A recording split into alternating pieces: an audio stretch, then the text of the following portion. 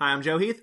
I'm Toni Heath. And this is the Watch-A-Thon of Rassilon. Toni and Joe, you are ordered to do something, but I don't remember what.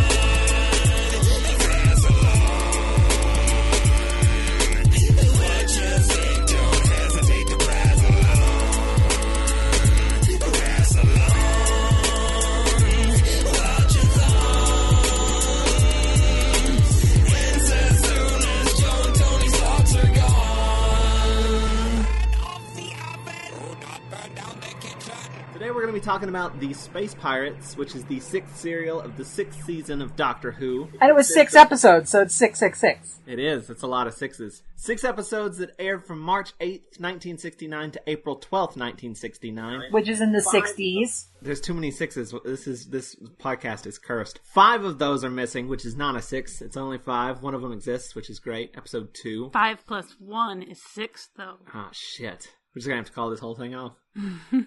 But the plus side is this is the last of the missing serials. So, hooray. Hooray! True facts! Speaking of hooray, it's Ray. Ray Friesen is here. Hi. I was supposed to be on a different one, but then I did this one instead. You're supposed to be on both. You just missed one. So you're good. You mentioned me in your podcast a lot. I'll be like listening to it, and I'm like, oh, Ray Friesen would think that was great. And they're like, oh yeah, I'm included in this. This isn't just a show that I listen to. This is a show I'm a part of. We were recording with Chris once, and he was like, halfway through it, he was like, oh right, I'm in this. I listen to it so often, I forgot that I'm a part of it right He now. forgot he was in the show. But you have a child. Which is why I'm harder to pin down. My wife was like gonna be on this show. She found out a couple days ago that I was gonna be on your podcast, and she's like, oh, I want to do it too. I'm like, okay, here, watch these episodes. And she's like, well, I don't want to do that. So you guys will have to have her as a guest on an episode all by herself later, where she can watch some good ones and be all cool. Let's give her one that exists, which will be easy now. Because you were on our first missing serial, Marco Polo. I brought you into this world, and I can take you out of it. Well, I chose Marco Polo because I was watching Netflix's Marco Polo at the time. I chose this one because pirates that are in space. Even though pirates are not as big a part of it. If you had said, we're doing space pirates, I wouldn't have expected this to be what they would have come up with. It's more like a space cowboy, really. We'll get to that, but... Like, their outfits do not scream space pirate. But what I was saying, though, is you currently have a child residing on top of you, correct? Currently have a child residing on top of me. I just currently have a child and will continue to do so for quite some time. Those of you in podcast land, I have a baby asleep on my chest because we had to bring him to the ER at the wee hours this morning. He's only just starting to talk, and he's lost his voice because of this cough, so he's like trying to tell us stuff, but he can't. And it's about the saddest thing ever. And we're trying to like be in touch with him, and we ask, how are you feeling? And he just goes, sad! And then coughs a whole bunch. Plus, he won't drink any water. He's dehydrated, and his throat is sore, and so like we have to like get the little baby syringe and shoot water down his throat. Not with a needle, just the little plunger. We're like shooting it at him. He's like, I don't want this. That's very sad. I hope he gets to feeling better. Yeah. So yeah, he might start crying during the middle of the podcast because he's asleep on my chest. Everybody on this podcast is dying. We're going to play a lovely game called Who's Coughing, Toni or Welly? And any viewer who correctly writes all the answers and sends it in and scored correctly will get a free hoverboat, courtesy of Joseph QE. Oh, I'm so glad my middle name's not Q. Yeah, it is. I had your documents changed. Alright, let's bang this podcast out. I got stuff to do. First things first, music is weird. Just in general or in this specifically? It just hits you. That's the first scene, is the music going, oh, and then you go, okay, something's happening. It reminds me a bit of the Gunfighters with its musical weirdness. Just someone screaming. But we're in episode 1, which I have titled Cold Porridge, for reasons that will become apparent later. This episode is missing. And then we get some weird ships, one of which looks like K9, floating in space. Yeah, they're nice little models that someone had a lot of fun building. I read a thing on some Wikipedia, it was either that or the TARDIS thing, TARDIS Wikia, saying they must have known some stuff about space and blah blah blah because you wouldn't see a whole lot of stars. It would just be the blackness of space and blah blah blah. I was like, I'm pretty sure they didn't know and they were just not putting stars on because it's cheaper. I think if you consult with anybody involved in television or film production, going with what looks cool is better than going with what's accurate. I think in the case of this early era of Doctor Who. It's going with whatever is cheaper. What can we actually do? Like these days, it's like, hey, we're in space, so just throw a bunch of nebulas up there. And it's not really how space is. But it looks cool. A lot of purple in space. I feel like this episode tried pretty hard to be accurate, despite all of its, like, making stuff up. Like, the pirates weren't, like, piratey in a way that pirates usually are on film. It was, like, naval people trying to enforce their naval things. Like, it felt like a historical drama, almost. Because it was not piratey. And the pirates, like I said, the pirates are barely in it. It's more the, Milo, who comes in episode 2. My alternate title for this whole series is just a Milo Clarence adventure, in which the Doctor is also in a slightly amount. Because it is. This is like the stealth pilot for the Milo Clarence TV show. Clancy. Milo Clancy? I don't care. I'm tired. But, the space pirates, Toni really likes their costumes. I do like their costumes. They're very trash canny. They're like military, they're like cool, and they're probably closer to what space pirates might actually look like, because they seemed like functional. They weren't just like swords and sashes, but with robot boots and space hats. Like, they weren't, like, if you go to a costume designer and say, design me some space pirates, they're gonna like rub their hands together and go, aw yeah, this is my costume designer time to shine. This guy was like, helmets. I'm gonna design some real, functional, practical space pirates. If a pirate were to live in space, then probably what they dress like. They went for realism. Again, it felt like a historical thing of like, no, that's what the space pirates look like, because it was practical. The space pirates dock onto another ship, mess around for a little while attaching things, and it takes forever. That first episode could have been 2 minutes long. We didn't need all of that exposition. Then they fly away, and then the ship that they were on explodes, and then the title shows up. Like, I don't think there's ever been such a late title. Usually it's like, the episode starts immediately with the title. This one came in way, way late. They had some time to kill, I think. Are you eating cookies right now? I am. I'm not talking while eating. You fax me some cookies? I'll transmit you some. I think I was eating cookies on our last podcast and you wanted some. So is this your revenge, Joe? This is. And now you're trapped underneath a child, so you can't get cookies. That's standard. He eats all my cookies now. We find out what the space pirates' mission is, which is to get Argonite, which is what the ship they blew up was made out of. And it's like the best mineral ever. Yeah, those guys are like raving on and on about Argonite. And then the other guy says, yeah, my ship's not made out of Argonite. It's made out of Tillium. Yeah. There's a lot of lecturing about non-existent minerals. This is like a weird, completely useless science lesson. It's the best, but also very rare. But they make entire ships out of it. Like, I feel like you wouldn't make ships out of this really expensive thing. It's like, look at my solid platinum ship. Okay, are you sure? You could use cardboard. It's like the adamantium of the Doctor Who universe. Has it ever come back? It should. I think it might have. Maybe not in the show itself, but maybe in, expanded stuff. The spin-off people love to reference that some kind of thing. The show, not so much. I want to see Tillium come back. That should be like the name of a sassy robot who's made out of Tillium. You excited, Toni? A sassy robot? I know her buttons. Tell me more. Everyone knows your buttons. Is the Doctor even in the first one? Barely. He wasn't in the studio for the whole filming of this episode, right? Their bits were filmed later differently, and so the studio was just filled with space pirates and space navy? They're in it very little, but they did film stuff, but it was episode 6 that they weren't there. They didn't film on at all. Was it another, like, they were taking vacations all over the place? These guys seem to take a lot of vacations. I think they were actually filming the next serial when they did episode 6. They were filming the War Games. There was pre-filmed film inserts. That was the only thing that they did in episode 6. Like, they weren't there for the main part of the filming. They had pre-filmed all their stuff because they were busy filming another thing. Get back to work. So there's these other guys that show up who are sort of like space cops. They're like the space navy, and their outfits are actually like less practical. They have lots of interlocking squares all over them for no reason. You say squares, I say diamonds. Diamonds are squares that defy gravity. One of them is sort of the leader who always makes the wrong decision, but does it confidently. Yeah, he's a pretty crappy general. And they say something like that, like, oh, you're such a good general. And he's like, yeah, I know, but all of his decisions are wrong. Generally, that character is like sort of semi-evil and like, I must do the thing, but this guy's just incompetent. He's just not good at his job. He's like berating people for not being able to do stuff like, you didn't catch the thing because the other guy's ship was faster, so I couldn't outrun him, and he'll be like, you fool! Why wasn't your ship faster? And then his second in command is way smarter and also looks like Michael Cera. Was he named Ian? Because that got a little confusing. He was named Ian. There's quite a lot of names you haven't used yet, including like made-up ones. So, to use the name of a major character, not that long after he was a major character, seems like a bad move. I got really excited just hearing the name Ian. She was like, they're probably related. And I was like, that's not how names work. Yeah, but then I told you that my name's Antoinette and my great-great-aunt's name is Antoinette.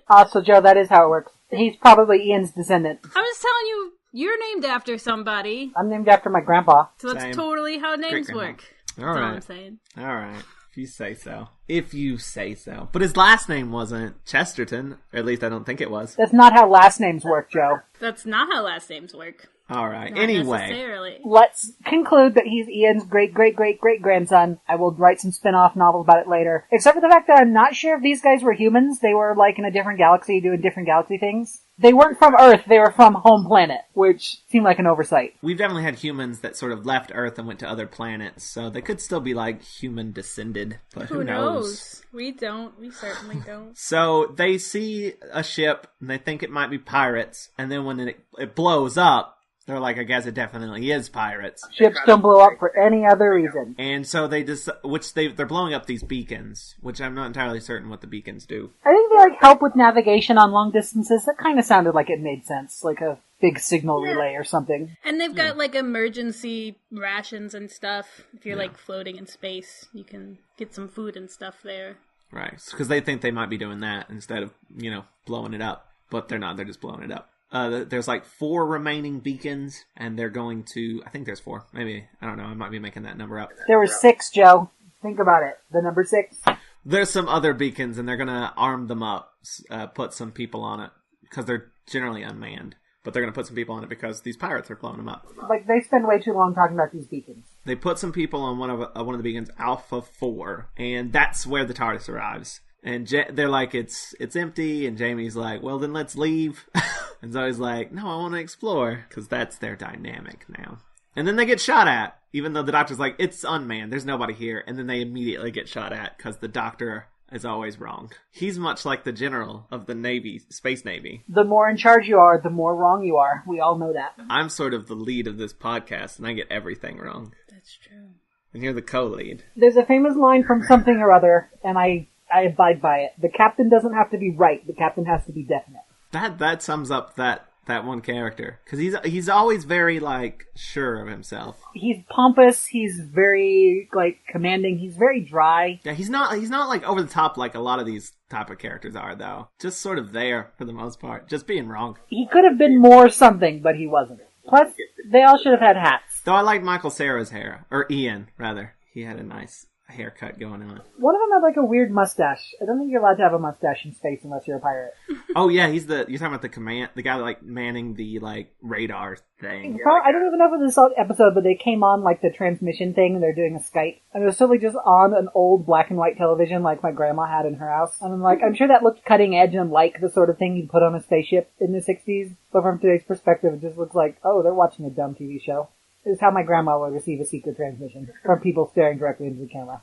Everybody on Doctor Who communicates visually. There's no just audio only. It's all like... It's all Skype all the time. All Skype all the time. And just about as shitty as Skype. So, anyway, the Doctor and Jamie and Zoe are getting shot at by the people that have been left to look out for pirates. So they think that Jamie and them are pirates. And then actual pirates show up. They're super murdery. Everybody's very confused, and no one knows who the Team TARDIS is, and everybody's trying to get Team TARDIS and shoot them all. Which usually Team TARDIS is surprisingly trusted whenever they show up somewhere. So to have people just go, oh, they're probably the pirates, let's get them. And then the bit that they were on exploded and spun away. And they're like, yeah, there's no oxygen leaks, it's fine. The spaceship we are in just exploded into 6 pieces, so I'm sure there'll be no problem. They get locked in a room, and they're trying to open the door. This is before it explodes. And Zoe's trying to open the door, and Jamie says the weirdest damn thing I've ever heard. Which he's like, oh, let me do it. You don't eat enough porridge. Or you haven't been eating enough porridge. What does that mean? Or the doctor rations porridge on the TARDIS. Porridge is an even rarer element than Argonite in this galaxy. My theory was that he was about to say something sexist and then thought better of it. Yeah. I like to imagine that Zoe took him aside. Zoe, being from the future, took him aside and was like, look, You gotta stop saying that shit. you gotta knock this off. So that's an ongoing problem. Probably for like the 60s was fine, but for the 70s onward would be like, why? Why are you spending time on this instead of on Space Pirate? There's no sword fights in your thing about Space Pirate. There's no treasure in your thing about Space Pirate. Well, there's Argonite. Argonite's a type of treasure. Yeah, the boringest kind. Not even in a chest. There aren't any maps or parrots or skulls. They do have to blow stuff up to get it, which is fun. Like, essentially, they're very, like, dangerous recyclers. I mean, except that they're recycling parts that are still in use. Yeah, they're like Pirate Plan is we're gonna blow up cars and then sell them for scrap. It's like, just, there's gotta be a better way to make money off of this, right? They blow it up and then they've put rockets on all the pieces to ship it off to where they're going to push it in that direction. But why not just take it all there in one piece? Wouldn't that be easier? They would have only needed one rocket. That's actually a pretty good point. What's the point of blowing it up? I don't understand. Drama. Because, yeah, it explodes and there's drama. And then that's in episode 1, and we're now into episode 2, which I've called Pirates and Cowboys. And this one exists. And I'm so glad, because we get introduced to the best character in this one. When Joe signed me up for this episode, he's like, okay, Ray, there's a character. Let me know when you spot him. It's hard to miss. So, the first scene is the two Navy guys, Michael Cera and the captain, talking, and they are drinking coffee that they made themselves. Wait, is that a weird reoccurring fetish that coffee gets made? Like Robert Holmes and coffee? It's Kit Pedler and coffee, because if this was a Kit Pedler episode, a woman would be making the coffee, because that is the woman's job. So I was confused when there were men making coffee. I was like, this was new. I don't understand. How do they know? How do they know how to make it? Who taught them? Basically, that whole scene is Ian wants to find the pirate space, but I was more just concerned about the coffee. There's a lot of space flight traffic control, where it's like, your ship's not supposed to be here. I'd have it on a list on my chart if your ship was supposed to be here. So you're a pirate. There's a lot of space. Go wherever you want. That's Milo's position. He should run for mayor on that platform. Space mayor. I vote for him. I want to see his spin-off show, Space Cowboy Pirates. Come on, you guys. BBC, it is not too late. Or Big Finish. Yeah, Big Finish. Hire me to write the Milo Clancy spin-off. I'll hook you up. And then we see the Team TARDIS sort of who have fallen down and are not getting up. And Zoe is in a position where she's showing a lot of leg. Why they keep doing that with Zoe, putting her in positions where she's showing off her assets. And this is one of those examples. There's no reason for her leg to be all the way up there. I was gonna say, was it up? It was on there was 2 levels, and they were on the bottom level, and her leg was up on the second level. I remember there was a time though, the scene started, and we couldn't figure out if it was Zoe's or if it was Jamie's. I was usually watching these episodes while drawing, so I missed a lot of this visual stuff. You missed some legs. I like to see more of Jamie's legs. He's got a kilt on, man. Everybody loves kilts. They both have good legs, so that's why we were not certain. We weren't certain. You know what look I like is at the BAFTAs where the Scottish guys have tuxedo top, kilt bottom. That's the best look ever. I think you could pull that look off. Totes. And I think you should do it. My next award ceremony. Or just next time you go out in public. No. I'm more of a sweatpants man. But you gotta take pictures whenever you do. When I wear sweatpants? No. Well, if you want to, I'm not discerning. No, I'm gonna do the kilt tuxedo at my next award ceremony. I have been to award ceremonies, and I will be to further ones. And it's fun to get all dolled up. You deserve awards, sir. I haven't won any. Well, win one. Well, do that. Get on that. I guess I technically won one, but it was one of the ones where they give you a paper certificate later instead of a statue at the dinner. My first year of cartooning professionally, I got nominated for a major award, and nothing since. I don't think I've ever won an award. You've got laurels. I've got laurels. Laurels aplenty. Any Hardee's? Yeah, we have a Hardee's. We call them Carl's Jr.'s. We're correct. We do everything correctly. Carl's Jr. I've lost the thread of this conversation. Okay, so Navy guys see another ship on their scanner. We go inside the ship, and there's nobody in it. They pull Milo over and ask to see his space driver's license. And he says, you guys are profiling against cowboys. And there's nobody in the room, and then an egg falls down a chute. The setup of this egg was kind of great. Like, the setup of Milo's spaceship is great. He has like a little TV dinner, right? In a little tray that snaps onto his chair. Yeah, Yes. he comes in and he's singing Somewhere Over the Rainbow, which I'm sure it would be a rights issue if they ever put this on DVD, because it's not on DVD because it's missing. He gets mad at his space toaster because it burnt his toast. His space toast. And he's like, gosh darn, solar toasters? His accent is great. I don't exactly know what it's supposed to be. It's like Western British Jimmy Stewart. All three smashed into the same person. I feel like you do some more. You need to do some more to give the people... Gosh darn space toasters. I don't know. It's very... but I don't know. You darn whippersnappers. Well, I could tell you that, General. I could tell you all about them pirates, but I'd rather talk in circles around you and make you feel embarrassed. Which he shows up these Space Navy people at every turn. His spaceship is like a pile of crap, and theirs are all shiny, and he is faster than them, and he evades their security, and he gets away from their thing, and he's like, you guys need to hire him to be in charge of your Space Navy, because he like Space MacGyver, because he's like doing with duct tape and copper pins what you're doing with an entire battle fleet. The Space Pirates costume is like, what if Space Pirates were real? This is what it would look like. This guy's just a straight up cowboy. Plaid shirt. Well, plaid is what you wear when you have shit to do. I've been building a house for a year, and I know for a fact that you gotta put on plaid if you're going to use tools. He also has the best mustache. He does. It's like a big old walrus mustache. He really needs a sassy robot friend. He's just all alone in space. Yeah. Be a toaster. Like a really shitty robot that barely works. And he smacks it with his wrench a couple times just to get it working. Oh my god. Get to work, you. Oh, the robot would have a hat, like a cowboy pirate hat. Big finish, call me. Speaking of smacking things with the wrench, he literally does that to fix his ship. Like the lights are flickering and he just bangs on the wall like he's the Fawns. I love future tech. That's a piece of shit. That's one of my favorite, like, tropes. Like, it's the future and everything's great, but the thing you probably have is shitty. Just like now. Yeah, like, your cell phone's probably a piece of shit. It's amazing, it's a computer that fits into your pocket, but it's a piece of shit and you hate it. With more computing power than NASA used to land on the moon. And Tetris. The Navy calls But up... it's not the newest one, so fuck it. My phone is mostly a Wellington watches YouTube videos of dancing cats, and he's gotten chocolate into various orifices on the phone, so it doesn't actually really work as a phone. Like, people will call me and I can't really hear them. I wish I had a baby as an excuse for why my phone's covered in chocolate. That's just all me. I'm slightly disturbed by phone orifices. What do you call it when there's like a thing on your phone and your stuff? Like a phone hole. That might be worse. I don't know. A phone butt. Phone wound. A phone wound? Ugh. Well, it's not a wound. It's there on purpose. It's like a phone nose or phone ears. Like the hole you're supposed to have.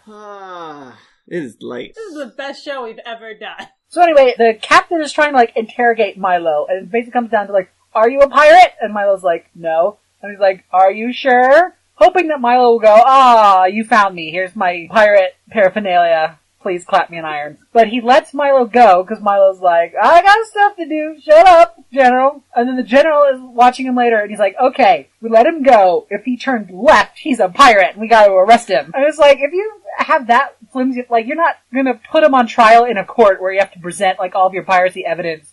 You could just blow him up and be like, well, we thought he was a pirate. I'm the Space Navy. Like, his plan is really stupid. Yeah, but if he went with that plan, we wouldn't have Milo. I'm not glad that he didn't go with that plan, but like, really his thing for like, here's how we'll tell if Milo is the mastermind of these pirates was like, if he turns left, he's a pirate. It's really stupid. In the middle of all this, we cut to a scene that I want to talk about, where the doctor wakes up, and they're all passed out, and the doctor wakes up, and he's like, Jamie, and he literally reaches over Zoe and shakes Jamie. He's like, Jamie, and then he gets up and gets an oxygen tank. But at no point did he say Zoe. Well, I think he actually shook Zoe and said Jamie. No, he didn't. He just shook. I just did the gifts for it. Oh, yeah? Yeah. He just bypasses Zoe and goes straight for Jamie, and that's it. That's all he cares about. Just making sure his boyfriend's okay. Zoe's also here. But then after the scene where the whole is he or is he not a pirate? Because they're confused, because he's a prospector, so how can a prospector be a pirate? He's obviously a cowboy. They can't be two kinds of things. He's also like, I've been reporting pirate attacks like a dozen times. He's like, my Argonite stuff's been stolen by him. He and they think runs that the Argonite mine. And they think that he's just saying that as a cover-up for him being a pirate. Pirates usually don't submit fraudulent paperwork. But then we get back to the doctor and everything, which we have a weird time jump. We don't see them wake up at all, which is weird. We usually see absolutely everything. But now they're just suddenly, they're up and about. All of them. In this room that has light and gravity and oxygen, despite the fact it's a chunk of an exploded spaceship that's unmanned. Every time that happens, I think,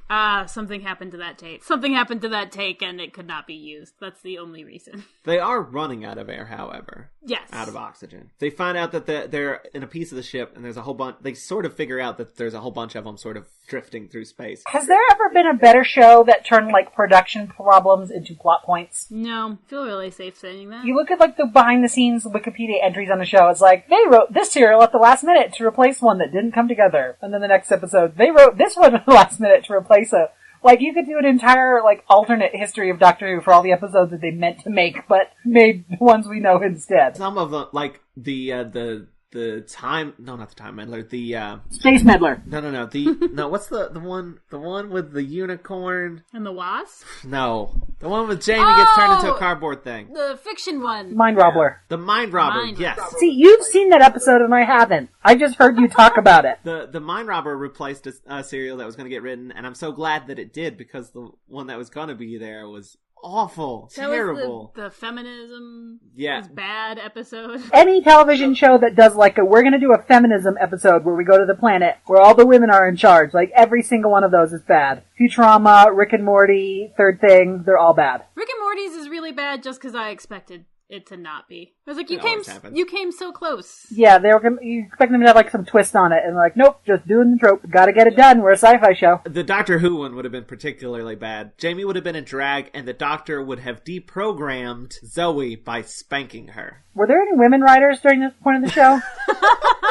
I don't think so. Because these guys are like lonely nerds who don't have any internet yet. So, they're running out of oxygen in this piece of the ship. And then... They find some oxygen. Yeah, they've got oxygen tanks. Oh, also, the Navy people send out a ship to follow Milo to see if he's a pirate or whatever. They have some great terms for the future Navy stuff. Like their little ships are called minnows. I mean, they go really fast. They say like maximum boost, which sounds really quaint, but is totally like a rocket term, like booster rockets and stuff like that. Like, we're used to like hyperdrive and warp would sound like, yeah, that's what it's called when you go fast. To hear them call it like boost is like, oh, that's silly. You do that on a hot air balloon. When the minnow comes out of the bigger ship, You were so I was excited. so excited because it was a model coming out of a smaller model coming out of a bigger model. That shot happens a couple of times because... Reconstructions. Yeah, reconstructions. And every time, Joe had this stupid, goofy grin on his face.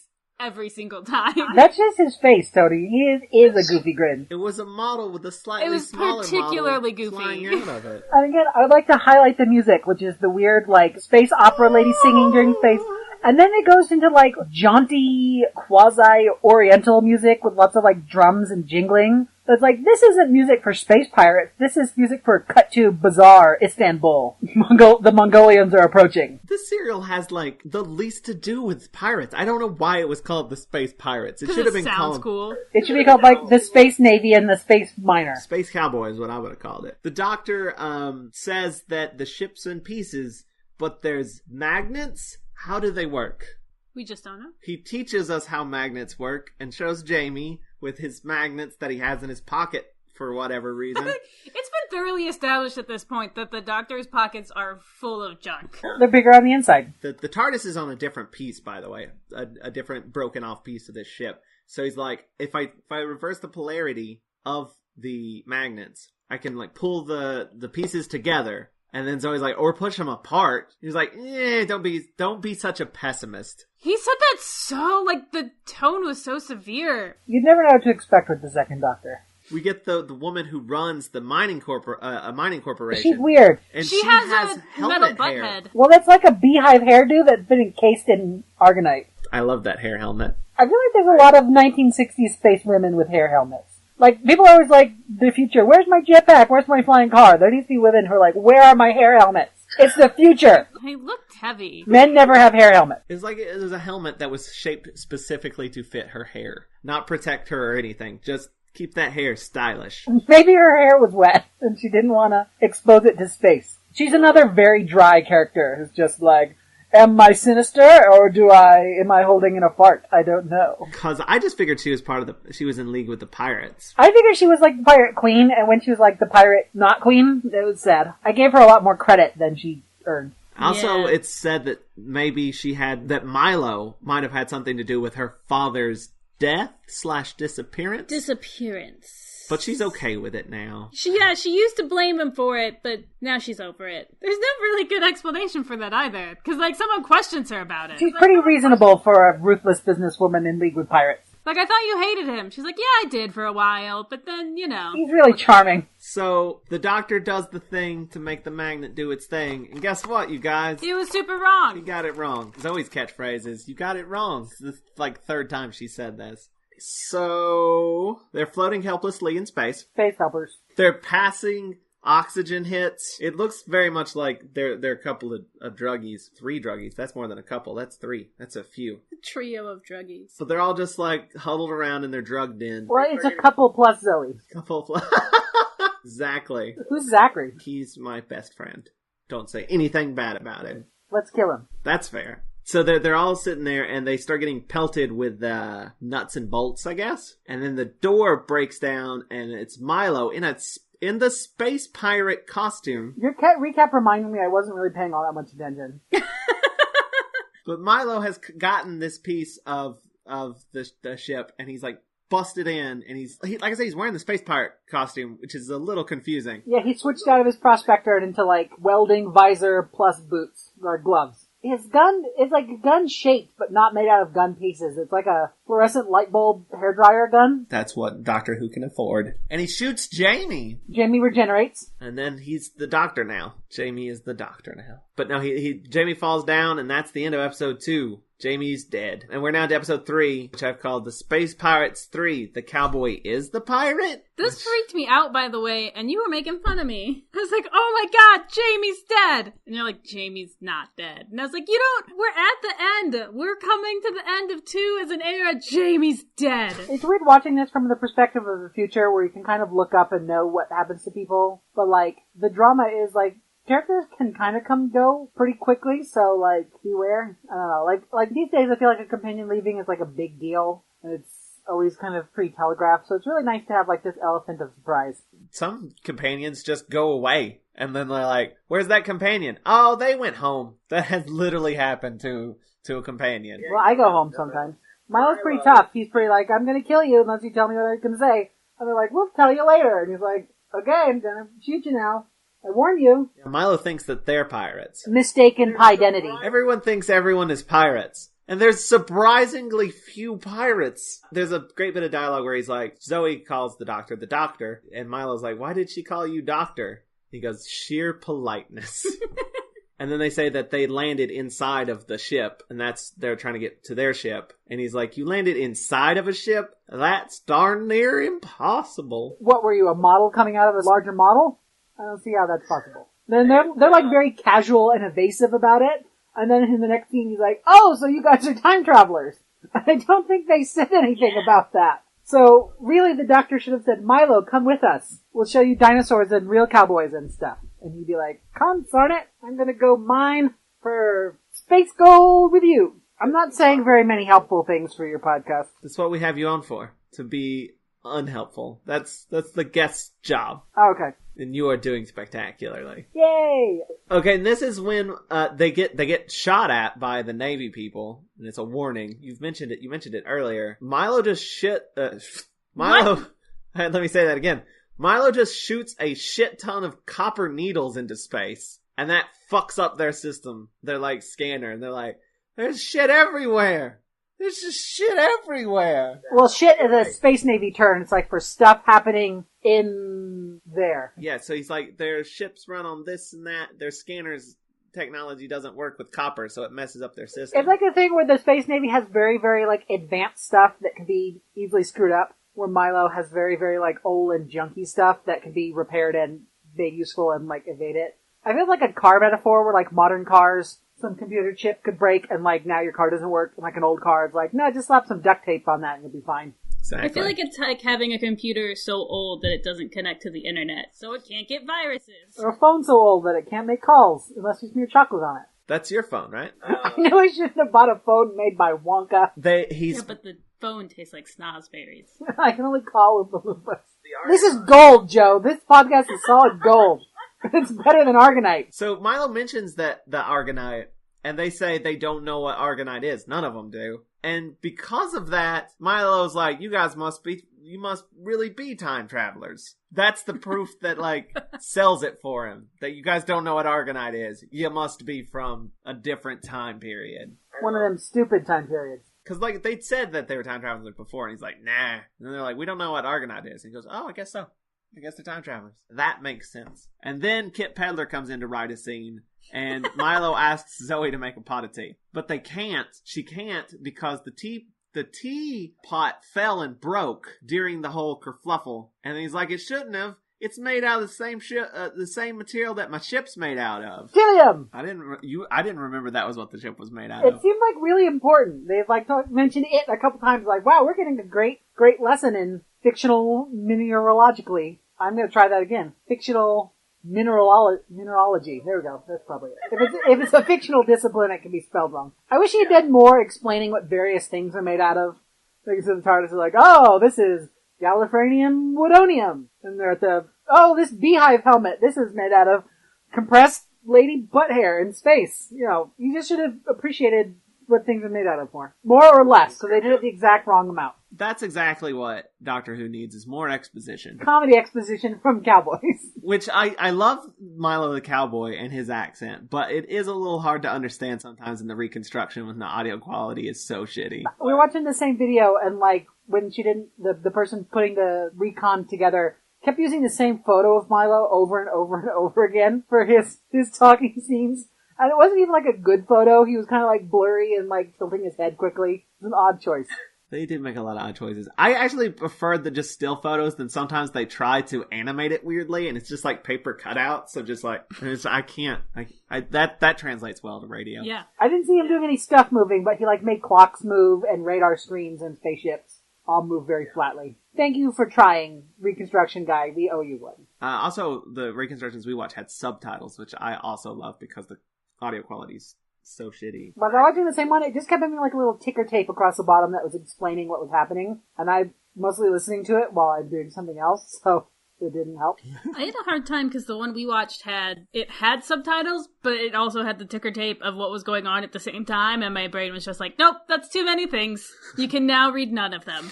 I was like, alright, thanks, this is great. That's what I'm like when just two people are talking. Usually I'll be on the phone, the chocolate phone, and someone will be telling me something to tell the person on the other phone. And I'm just in the middle going, I can hear neither of you.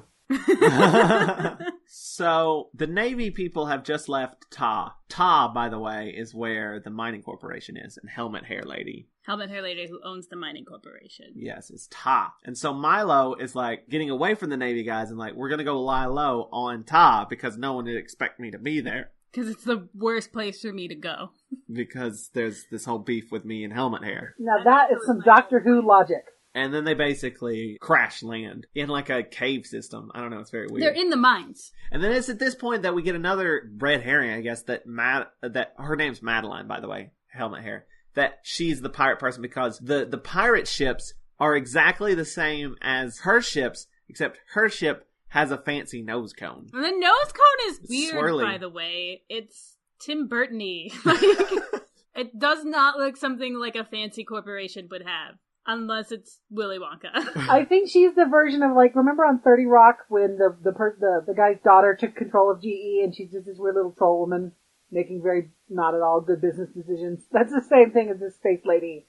First things first, we're gonna put swirly nose cones on and all the women are gonna have hair helmets. This is a business, damn it. We're making Argonite mining fun. Which the mines have been, like, petered out for years and they're just getting mining Argonite from blowing up these beacons and such. They're just recycling more than mining. The space cops were the worst, by the way, because it's like, oh man, we saw a ship that looks exactly like your ships. That's what the pirates have. I better make sure I know which ones are yours so I don't get them confused. I'm not suspicious of this at all. Maybe there's only 3 kinds of ships. She's like, you shouldn't be, because mine have a fancy hat. We're complaining about the pirates having a lack of hats. It's the spaceships that get hats. They get little copper needles, spiky hairdos. They got fancy nose cones. And she talks about, like, how expensive it is. Or somebody talks about how expensive the nose cone is to make. So it's completely useless and very expensive. That sounds like a business. That's a business decision if ever I heard. Milo goes to fix his ship that's falling apart, and Zoe starts writing stuff. And at this, she's doing math. And Chris Cherry pointed this out to me. The reconstruction picture they've chosen is a little unfortunate because she's bent over, like, writing the notes. And it looks like 2 is checking her out. Uh-oh. Like, looking at her butt and, like, biting his finger. What? Yeah, because he does. That's what 2 does. That he bites his finger a lot. But I think they like merged photos together. But it looks unfortunate because it looks like he's just checking her out and biting his finger. Oh no! But We've talked about this before. How old is Zoe? I hope she's old enough. I feel like she's young enough for the sexualization of her to be a little creepy, right? Yeah. Am I right? I mean, yes. Alright. They always keep showing her butt or legs or something. It's constant. But yeah, she's like done some math and says like, if this is this and that is that, and they put the 2 over the 3, then the other ship pieces should have landed near here. Like probably not that far. We can go find the TARDIS. The Doctor is so annoyed anytime Zoe is smarter than he is. He's like, I would have figured that out too if I had thought of it. Or knew what you knew. At this point, they start to wonder if Milo, because Milo's out of the room, they start wondering if Milo is a pirate, and that he's gone to collect his booty. So they're worried that... They're not, because he's not, there's no, like, piratey cliches anywhere. Then they leave to go find the TARDIS, basically. And Milo has, by the way, warned them not to leave because it's a very complicated cave system. Usually it's the Doctor who warns people not to leave, and then they leave anyway and he gets mad at them, which again reinforces that Milo is the main character of this serial. Milo is the Doctor now. The Milo Doctor. Meanwhile, the pirates are like, we're going to reroute all of these pieces to a different planet. Have the pirates at this point, there was like a very chilling scene with the pirates where the one junior pirate was like, okay, the fuzz is onto me. I gotta drop my pirate booty and like escape. And the main captain is like, I put an explosive on your ship, so the police may get you, but if you don't do what I say, I'll definitely kill you. And the guy's like, that's a great way to inspire loyalty amongst your crew. Yeah, there's this whole dynamic of like the main pirate and this constantly worried pirate who's always like, I'm not doing this thing, and then he's like, you're doing the thing, and he's like, oh, okay. It happens a lot. But yeah, like, it's at this point, like, the pirate captain is telling him, like, you have to send these pieces to Lobos, and he's like, I don't want to do that, it's too much work, and it's too risky, and blah, blah, blah, and he's like, nope, you gotta do it, I said so. But yeah, then the Team TARDIS does exactly what Milo said would happen, and they get lost. Super quickly. They wandered off. They do see the pirates sort of melting the Argonite, the piece into Argonite. And then the pirates hearing them, and come after them. They run away from the pirates who start shooting at them, and they fall down a mine shaft. And that's the end of episode 3. And we're now into episode 4, A Pocket Full of Pins. Did you think that pirates would involve so many mine shafts and prospectors? Did not. There's so many pirate cliches and no other types of tropes. None. Just pirate tropes. That's it. Jill, you're speaking broken. There's no pirate tropes. It's all prospector tropes. Yes, that. Which are not used as often. I have to say I enjoy these the cowboy prospector tropes, though. It's the only thing holding this serial together. Everything else is kind of meh and boring, but the cowboy stuff is great. They should do an episode called The Space Cowboys, and it's nothing but piracy. Big Finish. Hire Ray to write that. I'll probably outsource it to you and Ben to do the writing, to be honest. And Chris. Collectively, Ben, Joe, and Chris as writers are called Ray Friesen. That's an in-joke for me when I listen to this podcast later. They fall down a mine shaft that's apparently not that far down, and they land inside of what appears to be a prison cell. / office building. The Doctor is starts digging around in his pockets and stabs himself with a pocket full of pins. This whole serial, he's just constantly reaching into his pockets and pulling out random shit. I think Jamie asks him about it, and he's like, I like pins. It's like, normally I'm very happy to have them there until they stab me. I just like they're comforting to have around. I feel your pain, Doctor. I, too, walk around with pockets full of screws. Or, I'll put on pants that I haven't worn for a long time, and I'll find cool things in them. I never find cool things. I find things that I should not have left in my pockets. I don't know what this is, but it's melted. I found, a pocket knife in my pocket, and I was like, what? I always find money. Tony wins. Tony, you're the best at this game. It's either money or receipts. I reach in and I'm like, oh, I hope that's just gum. Or just crumbs, something that was something, and now it's just crumbs. I'm pretty sure I've put on my pants and found stuff you've put in my pockets. I put on my pants and find that my pants have been altered in ways I wasn't expecting. Michelle was doing a big sewing adventure for my Kickstarter, and she's making little dinosaur hoodies. All my sweatpants, she dinosaured the butt, so they have little scales and tails on them. All of my sweatpants. It's fun at the post office. Can I point out, Tony, that you said I either find money or receipts? Receipts are the opposite of money. Receipts are where money used to be. It's one or the other. Receipts are a money-shaped hole in the universe. They find a guy in this cell whose name is Sorba, and he was one of the guys that was stationed at the beacon to protect it from pirates and did a really bad job of it. We thought you're not pirates? We thought you were pirates. No, we weren't pirates. We thought you were pirates. No. Are there any pirates? We don't know. Who knows? We haven't seen any. This guy is basically unimportant. He's just there to be cannon fodder later. But the doctor sees a water in a fragile bowl, and he's like, that means there must be another way out of here, because there's no way that could have come down that mine shaft and not, shattered. Who builds an office at the bottom of a mine shaft? Helmet-haired people. Yep, that's how they do it. That's where I'm going to build all my offices. The doctor pulls out a stethoscope out of his pockets. Because he's a doctor. And he starts listening to the walls, and he finds a door, and he's like, there's an audio lock on it. Have you ever used a stethoscope? They don't work. You're trying to listen to things, and it's like, why is there a stick on these earbuds? They do. Just, what are you listening to? Just all kinds of stuff. I was trying to listen to Welly's heartbeat, and he doesn't have one. That may be a problem with your child. Yeah. He's developed a fault. For your ability to use a stethoscope. Which end are you putting in your ears? Both of them. Do you hear your own thoughts? Maybe you've used the wrong end. I've never heard my own thoughts. I do not know what I'm thinking. That explains so much. He has to verbalize them to hear them. That's why I'm always interrupting you. So, in order to... I like pizza! In order to pick this lock, he pulls out of his other pocket a tuning fork and starts smacking it against things to try to get it to work. People don't keep tuning forks in their pockets enough these days. Did you say tuning pork? Maybe. I now wonder aloud what a tuning pork would be like. But it's so good. Chili verde sauce. We know that the doctor has the sonic screwdriver now. He's used it twice. This would be a perfect time to use the sonic screwdriver on an audio lock. But that does not happen. Instead, he uses a tuning fork. I really want to see what happens when the doctor has sonic screws. He just makes things really fast. Assembles so many cabinets. Sonic cabinets. But the tuning fork is not working for the doctor. Jamie gets mad and grabs it and throws it at the wall. This isn't working! And then it goes in the right way and the door opens.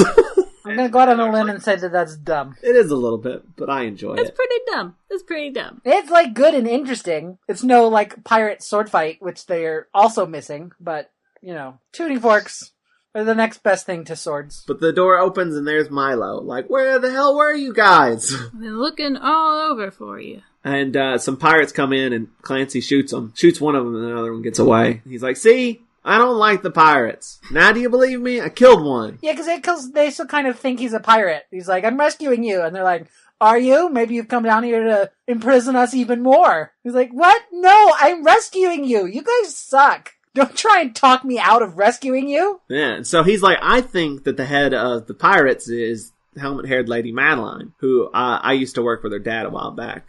He's like, let's go talk to her. And they start. He's like, I know this place like the back of my hand. Which is never true. How well do people know the back of their hands? I had no idea what the back of my which hand was like. This one or this one? Because this one hurts. I mean, I know the front of my hand pretty well. I don't. Which side is actually the back and which side's the front? The front of your hand is the part that you touch stuff with. The back of your hand is the part that you rub feathers on. I have questions.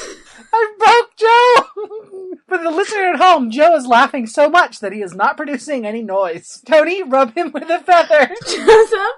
Darn. You can't grab stuff with the back of your hand. You can't, curl your fingers around to that portion, because they only bend one way. They're, only hinged in one direction. Oh, that hurt my head. All right. Am I your podcast guest who's hurt your head the most? On the podcast, or just in, life in general? As a friend. I would have win both awards. Cherry wrote a really complicated script that broke my brain, so it's probably got me there. Sorry. I'll try harder. So what are you talking about? Doctor Who, right? They're heading towards... Milo's trying to rescue them, and they're being really snotty. It's like, can't you tell he's the good guy? He's wearing plaid. Bad guys don't wear plaid. No, they're too bad. Jamie's got plaid. Milo's got Plaid. They're friends. Come on. What about evil lumberjacks? When was the last time you met an evil lumberjack? They're all good. Even when you think they're bad, they turn out to be good. Every time? Every goddamn time. They cut old ladies out of wolves. It happens. Okay. Plus, they help you build stuff by giving you wood or selling it to you for very, very low prices. Are there Argonite jacks? Yes, there are. Okay. I'm going to stop making accidental innuendos, and I'm hungry, so hurry this up. They're trying to get there. They're running around. Sorba is having difficulty moving. Because he's got a wound or some shit. Jamie leaves everybody to go fight people with the gun he got from Milo. The doctor shocks himself somehow that I don't remember. Zoe's very happy about that. Well, he insulted her math earlier. It's like, This so is fuck payback. you. Insult math and you're gonna get shocked. And then Jamie's gun runs out of power, but it's okay because the doctor turns on a thing and electrocutes a guard. I don't remember what happened. I'm just reading my notes. I don't remember any of this. The important thing is they meet up with The Madeline. reconstruction showed all of this in like one photo. They meet up with Madeline. She doesn't believe anything they say, and then the pirates show up, and it's sort of implied that she's in league with them. She is sort of in league with them, but not in a bad way. Is this the part where she's like, oh, I didn't know you were gonna murder people. I thought you were just gonna steal stuff. And the pirate captain's like, no, we're totally gonna murder people. And she's like, well, don't murder any more people. And he's like, yeah, no, we're gonna. And she's like, why won't you listen to me, you murderer? You person who doesn't mind breaking the law like a lot? Just listen to me, and I'm wearing a hat. Come on. She was fine with pirates. Who knew that teaming up with pirates was such a bad idea? In my experience, pirates generally have a very strong code of ethics. There's like a little scene, I forget what she says exactly, but it's like, I'm pretty sure this murderer will do what I say. Murderers don't listen to other people. That's why they murder people. So they show up, they realize that she's in league with the pirates, and then the pirate shoots the guy, Sorba. That was his entire point, was to be cannon fodder for a cliffhanger. That's it. Because that was the end of episode 4. Guy that we don't really care about dies. And we're now into episode 5 called Dom in the Study with Marbles.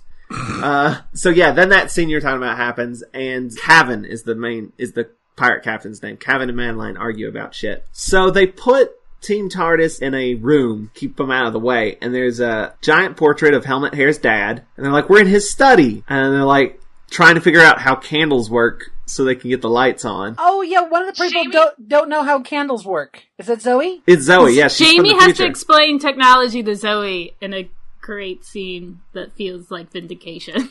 Yeah, it's a nice role reversal, because she's so far in the future, they don't have candles in the future. They don't have backup systems in case technology fails. They just have light bulbs. They probably have something cooler than light bulbs. Like energon spheres. Someone says no one's been in this room for years or whatever, and then... Yeah, Madeline's ordered it shut and locked because it makes her sad.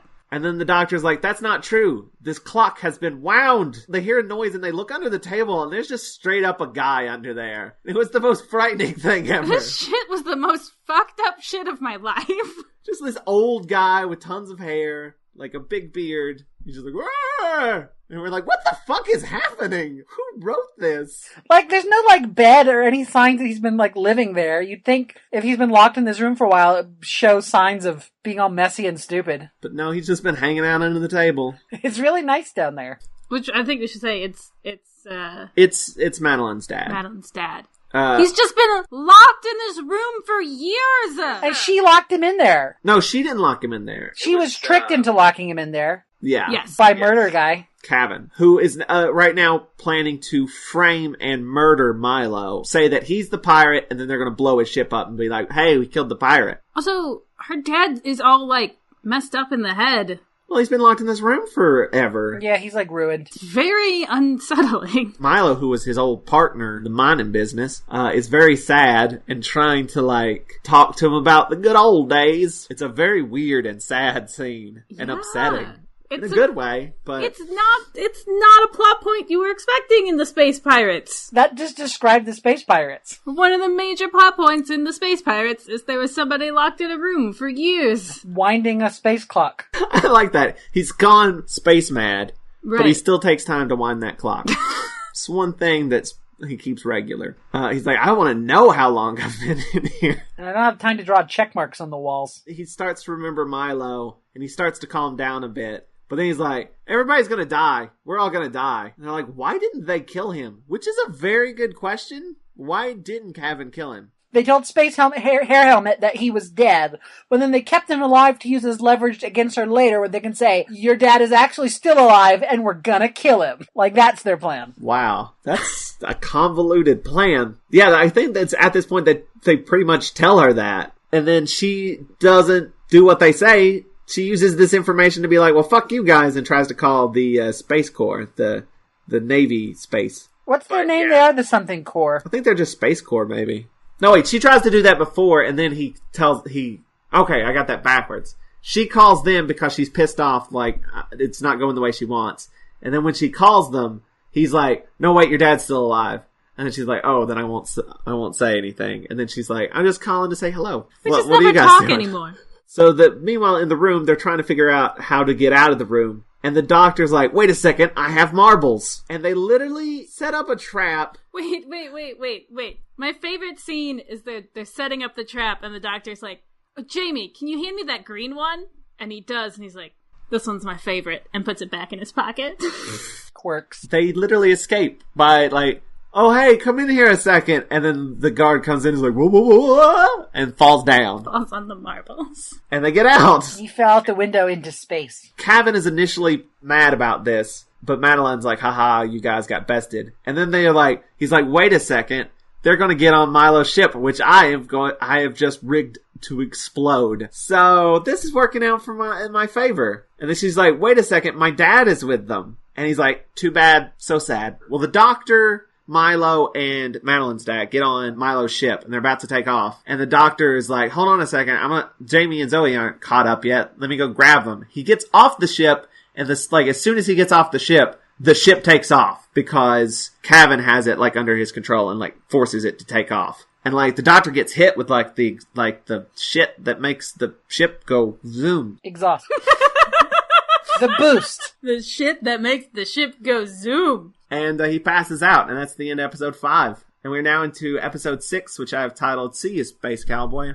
So Zoe and the Jamie. I always say Zoe and the Jamie. I'm so used to saying Zoe and doctor. the Jamie is my favorite band. Zoe and Jamie find the doctor. He is not doing well. And then Cavan orders that the oxygen be cut on Milo's ship. And then, like, the ship's like, hey, you guys, you have 10 minutes of oxygen. And Milo's like, the fuck? And is trying to get the ship to stop. He has no control over the ship. But it's made of Tilium. Yeah, how does he take control over the ship when the ship is so shitty? How does it even have the parts? Like, if it was a Space Corps ship, that would make a lot more sense. Like, how do you hack a toaster? That's the other subtitle for this episode. Dr. Strangelove style. Please send your suggestions on how to hack a toaster to Watch-A-Thon at josephine.com. Or just put it in our Ask box. Just do it. I want to know. I've invented a lot of competitions for this episode. Yeah. People be writing you in all kinds of stuff. And Ray will be providing all of the prizes. Like the winner of the How Do You Hack a Toaster contest will get a free drawing from me. Ray will do a drawing if you tell us how to hack a toaster in the most creative way possible. So the worried pirate, his name is Dervish, by the way, the one who's being constantly told to do things and he doesn't want to. Madeline tries to use this to be like, hey, join me in teaming up against Cavan. You think he's going to, but he doesn't because he's so much of a wimp. He's like, well, that guy's scary. Yeah. He almost shoots her, even. He's like, stop trying to tell me good things. Because he's like an engineer that got pressed into piracy, and he's like, I just wanted to build stuff. And they're like, well, don't shoot us. And he's like, no, I still gotta shoot you. But luckily, Jamie shows up and knocks the gun out of his hands. Perfect opportunity for a sword fight. But Jamie saves the day, but at the same time fucks up the day because when he knocks the gun out, it shoots the control unit, which is controlling Milo's ship, and it is now super fucked up. Doctor starts trying to fix it, and he calls Milo's ship, but they're passed out. Him and Dom. That's Madeline's dad's name. But he starts to wake up, and he says, like, Dom is okay. Then they sort of just start trying to fix the ship and gives Milo control of his ship back, which he immediately uses to recline his chair. Cavan says he's going to blow up the mine with Madeline in it, locks the door, and leaves. So Milo is going to have to come back and save them. But first they have to finish fixing the control unit. There's a whole, big, like, tension thing of they're trying to set up the bombs, Milo's trying to come back. Madeline finally gets through to the Space Corps and is like, hey, shit, it's going bad here. And the pirates are here as well. And the Space Corps says,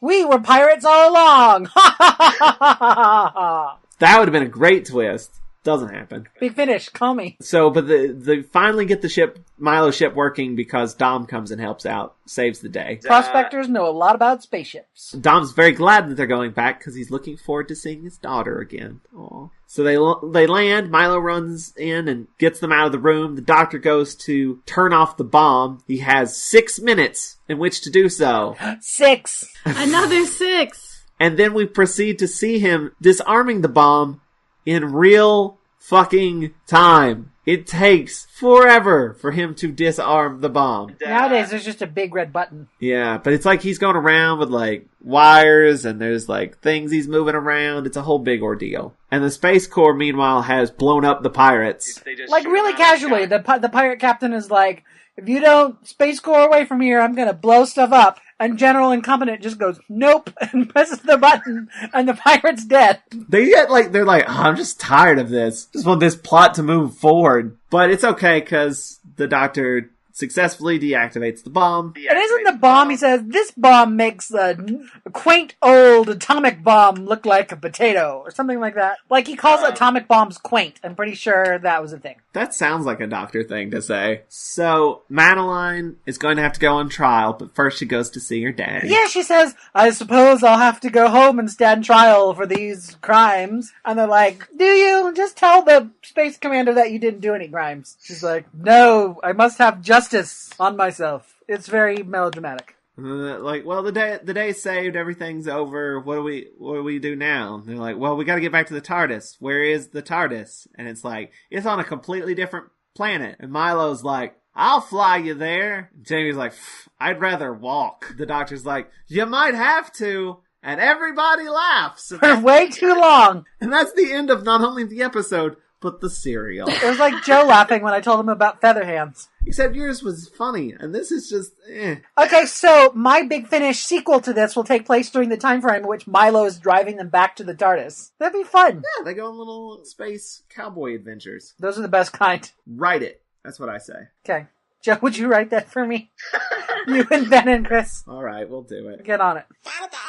I enjoyed this episode because it had some good bits, especially Milo, who's a really fun character. There could have been a lot more bits. It could have had a lot more follow-through on what its premises were, or more enjoyment of the fact that it totally was mixing and mashing all of its tropes together. Like, this episode had a lot of potential with some good bits and a lot of boring bits. Like, Space Corps, less of them, Space Pirates, and Milo, more of them. The Doctor and Zoe and Joey were pretty superfluous to this episode. Zoe and Joey. Zoe and the Jamie. That's what I marked. I'm really looking forward to doing an episode of this podcast with you with an episode that exists. You did the Gunfighters. Well, it's in black and white. So it's almost like it doesn't exist. Well, there won't be no more missing ones, so. Oh, we'll lose some between now and then.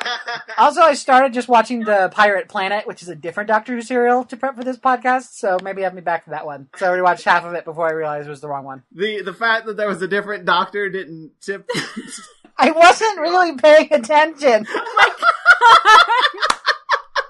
I was too busy stroking the back of my hands with various feathers. That's beautiful. It's what I do. I'm a father now. I really liked the space transmissions coming on an old black and white television that looked very similar to my grandma's. All the rest of this spaceship made out of plywood I'm buying. It's very square for a spaceship, but whatever. And it's just like, this is heavy and full of vacuum tubes. You wouldn't have this on a spaceship. I think you should GIF probably the first moment that Milo is on screen. It happens very slowly, but it's like this look of joy on my face the more he starts speaking. It was just like surprise and joy. We're having a space cowboy. Like, I don't know who this character is, but yes! More of this, please. And yeah, he was the best part of the serial, for sure. Yeah. More of him. And I don't really have a lot to say, except Milo's great. Everything else wasn't. There could have been way more Doctor as well. Like, the Team TARDIS is so almost not even part of it. Though I will say I did enjoy the surprise reveal of an old guy under the table. That's always fun. Shit kind of messed me up, to be honest. The only thing that I think worked with, like, the Doctor was just him constantly pulling shit out of his pockets. That's very in tone with who the Doctor is. Right. It's kind of a meh episode. Well, it doesn't exist. It's really hard. It's very easy when you're watching a reconstruction to just be doing other things. Even when like we sit down and it's like we're filming ourselves watching it, so we're trying not to multitask. I'm just so glad that this is our last missing one. I think it's getting boring, us being like, well, it was a reconstruction, so we're not sure exactly what was happening, and it was hard to follow, and I'm glad we're gonna be able to stop having that conversation. And soon we'll be in color. So soon. So soon. But that was it. That's the Space Pirates. Before we clock out here, Ray, anything you want to plug? My new webcomic, The Foggiest, launches tomorrow as of us recording this podcast. I haven't been doing all that great at writing lately because, like, I can draw while distracted, but I can't write while distracted. And my life is nothing but distractions these days. So I turned to all of my friends who are writers, who are really talented, who aren't really doing as much writing as they should be doing. And I said, here's an idea. Write it into a script. And everyone said, okay. And now I have 2 years worth of content written in my folder. No one questioned it. Everyone just started writing. Yeah, no one questioned it. Michelle's like, do you want to get like a contract with these people and discuss finances? And I'm like, nope. But Joe, you wrote 3 episodes, like 3 different stories. Like, it's going to be an anthology, so there's no like characters that reoccur or even like genres that reoccur. So all of Joe's are completely different. And then I assigned Toni one, and she wrote all the good bits and made Joe do all the hard work. Yeah, I was like, here's what happens in it. Write that. Joe and Toni, you guys worked on one for me together, and I looked at it and I said, the ending needs to be a little bit more like this. And then you said, okay, we'll write part 2. And I'm like, well, no, I didn't mean that. It's coming along. But it's better now. Yeah, it's way better now. Better is always better. Nothing really, like, it just sort of ended, and now something fun happens, and then it ends. Yeah. So yeah, that launches tomorrow. Now, in the future, when this is going up, it is already... Other stuff that I'm doing, building a house. That's fun. I'm taking my baby to the hospital a lot. That's fun. Creatively, I'm also doing another big collaboration project with all you guys, because once collaborative projects, once they started happening, I'm like, more! Let's do more! And I started 6 other ones. And Michelle's like, you've started a ridiculous number of projects. And I'm like, yeah, starting projects is the fun part. Because I never stop to consider things, I just start them. We'll be doing a new Discworld graphic novel at some point. That's in the early stages. Can't really talk about it. Haven't been paid for it yet. Which, by the way, this is Ray Friesen, who did a graphic novel adaptation of Small Gods. I couldn't be on your podcast last time I was scheduled to be on it because I was at the Discworld convention in the UK. And Joe texted me and said, Ray, are you going to record the podcast with us later? And I'm like, no, I'm putting on my tuxedo and getting ready for an awards ceremony. And you're like, okay, we'll catch you later. Oh, we're doing another podcast together. When is Ben going to put that up? Don't know, but he has the first couple of episodes, maybe? Maybe. He pimped it out on his last episode, but I cut it all out because I wasn't sure if it was going to happen because we hadn't actually recorded it yet. We had a lot of delayed recording. So Joe and Toni and Ben Padden, frequent guests of the show, and Ray Friesen, occasional guest of the show, are doing another Doctor-related podcast together because we can't get enough of each other and Doctor Who and podcasting. We're playing an RPG Doctor Who. A rocket-propelled grenade. You would be shocked, absolutely shocked, to know what character I'm playing. Sassy robot. And I'm a video store clerk from the 80s. You're the companion. Ray's the doctor. I'm the doctor. I get to be quirky. When we finished recording the first episode of that podcast last week, and we turned it off and we're doing the post-show discussion, I'm like, so Ben, you have any notes? And he said, Ray, you were really quirky. ... But I get to be the doctor, and it's fun. My doctor is coming out way more grumpy cranky than I was expecting, because that's been really fun. It's kind of like improv, Ben's written a story about the Doctor Who, and then we're playing it and not doing any of the things he's expecting us to do. Just like the show. And it's called The Game of Rassilon. Let's petition Ben to bring Milo back. Yes! Yes! We'll make a list of references and stuff we want him to put in. Beta would be Milo's friend, but Milo would hate Beta. Because Beta's from the future. Beta would have a cowboy hat. Beta has a backwards baseball hat in the drawing I did of them. And a skateboard. Duh. You can learn all about this on our other podcast, so stop listening. Thanks for listening. If you liked the episode, check out more on WatchArasslon.com and be sure to rate and comment on our iTunes. That helps us get into the search results and stuff. It's amazing. Please do it. Do it, Ray. I haven't before. Well, now's your chance. If you'd like to help us out even more, go to watchyourasslon.com/support, and there you'll find a link to our Patreon page, which you can just get to by going to patreon.com/watchathon. And there you can donate a monthly amount to get all kinds of rewards, like videos of us watching the episodes, day early episodes, an uncut video of the podcast record. I occasionally donate to that Patreon. It's an on again, off again sort of relationship. We've got a real moonlighting thing going on. Like Joey and Rachel. That's a more recent reference.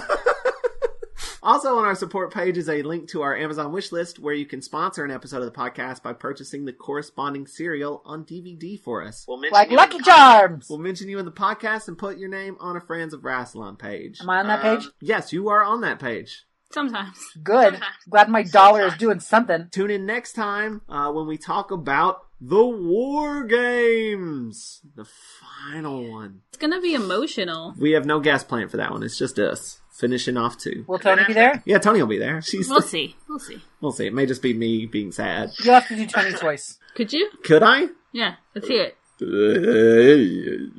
Toni. That was dead on. Joe's prepping to do Toni's voice face was priceless. You need to make a gif of that. He was just preparing really hard. Hey, I'm Toni. Toni Beast! Toni Beast. And King Pig. Thanks for listening. Keep calm and wrestle on. Toni and Joe, you are something or other. It's the end credits. I am Vincent E.L. Bye. We love you. Mwah.